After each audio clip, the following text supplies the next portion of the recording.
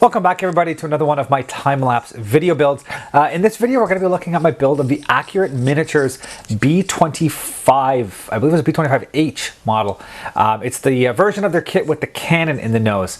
Now I did begin this kit many years ago, I would say 15-if plus years ago.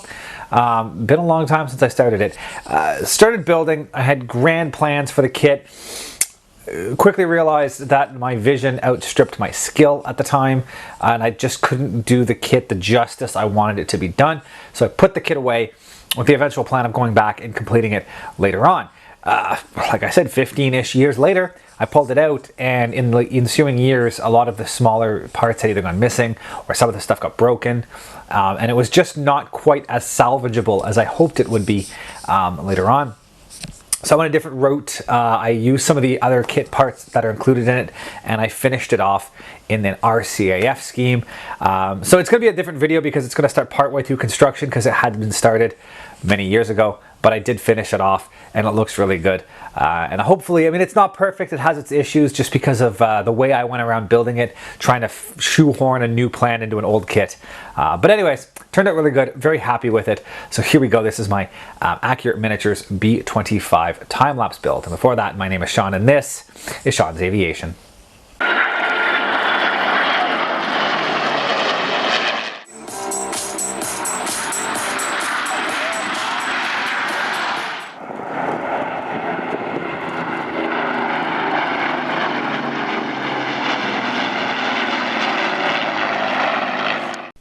So as I just mentioned, I am starting this kit kind of partway through a previous build attempt. So as you'll see, I'm not starting it with a cockpit or anything. The fuselage is already assembled. The wings are already assembled. I had already painted the wings an aluminum color, like I said, about 15 years ago. And I had this, I initially planned to display this kind of, you know, on a display base, wheels down, everything opened up. I am now going ahead with a plan to have it on a base. So my first step here, if you notice, I'm gluing the nose on. Then I go ahead and I start gluing on some of the little bits like the nose perspex because it's going to be painted. All of the bomb doors, hatches, all of that kind of stuff I've got to put down. I got to clean up some of the parts that was damaged, as I said, 15 years ago and in the ensuing years. So you'll start to see basically me assembling the fuselage, buttoning everything up, and then just puttying and puttying and puttying to try to smooth out all of the imperfections that have been introduced into the kit due to the way I've gone about building it.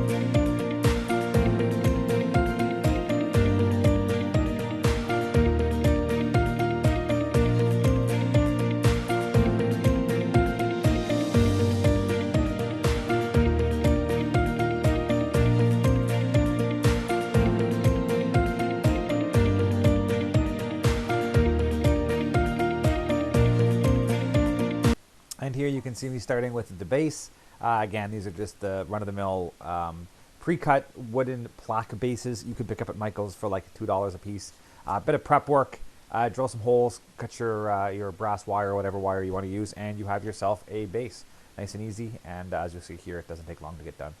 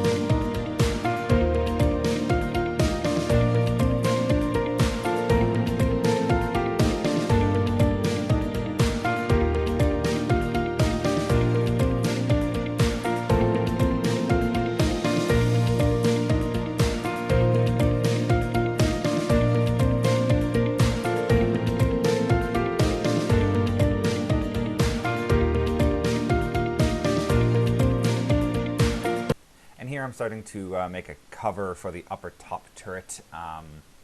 The RCAF model that I'm building would not have had a top turret, and the kit doesn't include any type of cover, so I'm just using a set of calipers and a circle cutter. Cut out a circle, bend it to shape, glue it in place. Not perfect, but it gets the job done.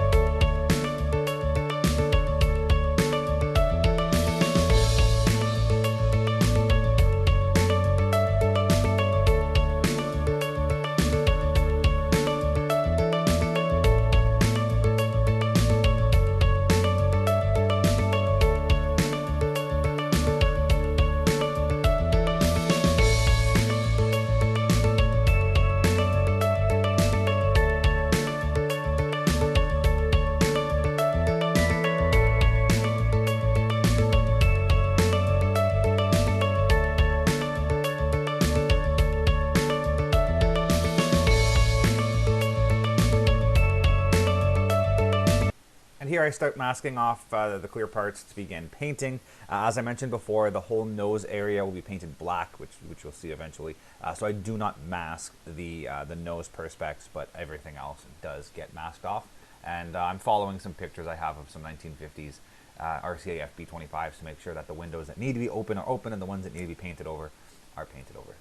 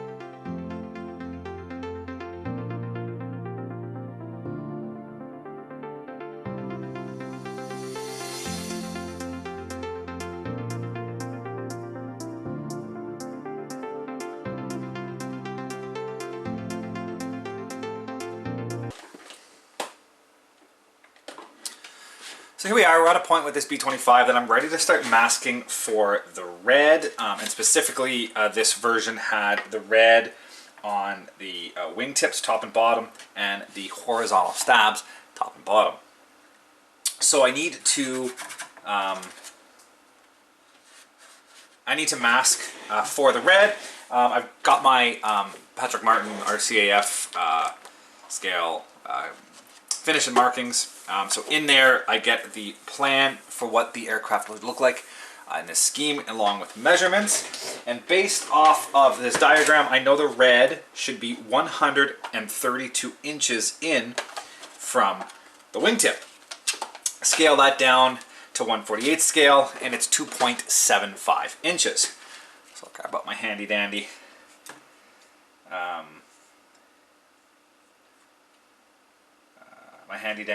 calipers. Now I like these because they are broken down by inches and by 1.1, 1.2, 1.3. So it's not broken down into, you know, 16s or 8s. It's actually broken down to a factor of 10. So it's very easy to figure out where roughly, actually it's 2.75 is. And that is how much red I need to put on the wingtip.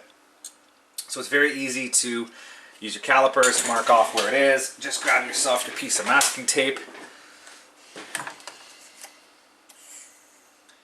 And then I am basically ready to go. So all I need to do is place, see roughly where that lands me. That gets me right about there. And I just need to take that piece of tape.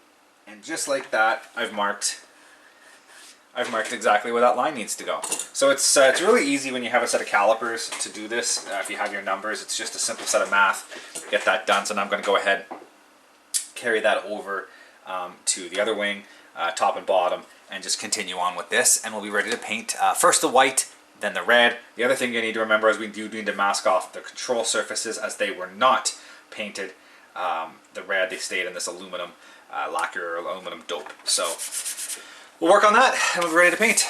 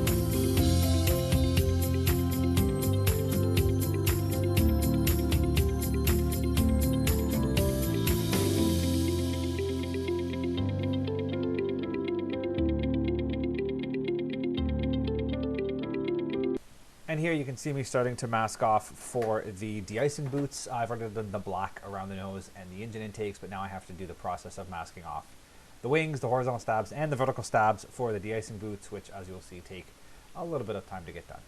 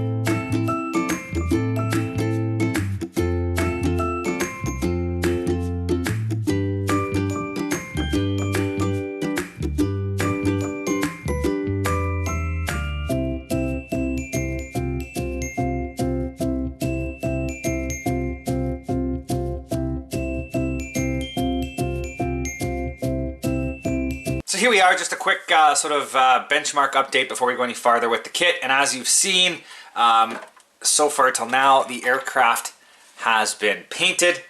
I've got all of the colors of the main painting done, and I've got the gloss coat done. So what that means is the next step for this is going to be the decals. Now, luckily, there aren't a lot of decals for this, as I am using the CanMilAir Decals, so it doesn't have a lot of the stencils. So I'm going to use CanMilAir for the main airframe decals, and then I'm going to check my decal, the sheet that came with the kit, and I'm going to disperse out some random stencils here and there just to fill it out a little bit, and then it's pretty much done. After that, I'm not going to do really any weathering on this, as these aircraft were kept more or less clean at the time. There was no combat operations and whatnot, so the aircraft tended to be cleaned quite a bit in its use. So I'm going to give it a flat coat. So basically decals, I might do a little bit of I'm not going to do a black wash per se, but I might just do a little bit of variation in the color with like some exhaust staining kind of thing. But I mean, you're not going to see much because of the black paint, but I mean, just a little bit to kind of, you know, dirty it up just a hair to make it look operational, but nothing too crazy. Yeah, we'll have to see. I'm going to have to play with that a little bit and see what I end up doing. I might black wash it anyways just to give it some color. I'll probably do that, to be honest. I'll decal, I'll seal, I'll do a black wash, but that's it. I'm not going to go too crazy with it. I'm going to keep it very minimal. I'm going to give it a quick black wash and then a flat coat, and then that'll be it. And then I can mount it to the base. There's no other painting that I need to do to this part of the airframe. It's literally just decal, black wash, flat coat, pull the masking, and then it's finished. A few things, I still need to do the props. I haven't done the props. I still have to add the landing lights, which I haven't done. The tail cone has to be put on. I can paint anything around there with the brush that I have to do. So it's like 99% there when it comes to painting. And I'd say I'm probably, again, similar to the other guys, you know, 80, 85% there. Maybe closer to 85, maybe even 90, close to being finished. As really, it's just decal, black wash, flat, and then props and fiddly bits, and then it's all done. So it's coming along nice. The base is right here. It's got its second coat of clear on it. Once it's dry, I'll give it another quick sanding, as you've been seeing me do, and then get a final coat of clear on that, and then this will be ready to mount once the decals are done. So this is coming along. Not much left to do on that one. It is very, very close to being finished. Once the decals are done, it's just a hop, skip, and a jump, and we're done. So stay tuned. We'll get to see that.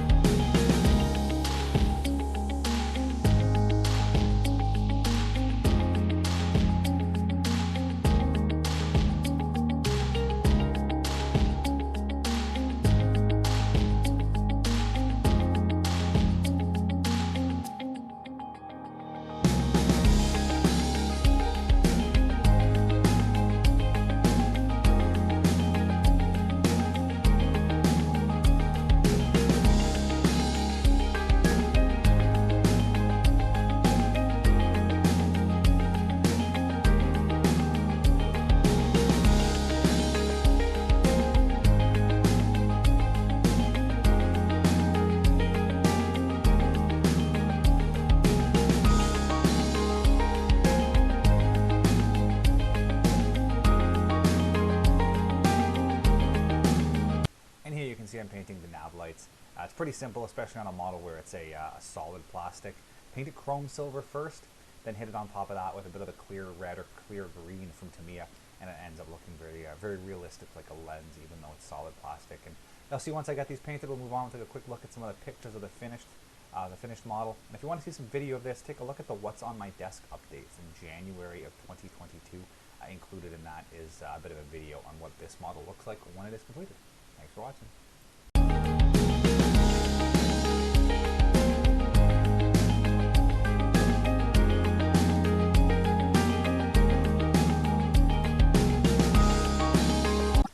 Thank you for watching, guys, and as always, if you are interested in any of the content you see, you can access my website at www.seans-aviation.com.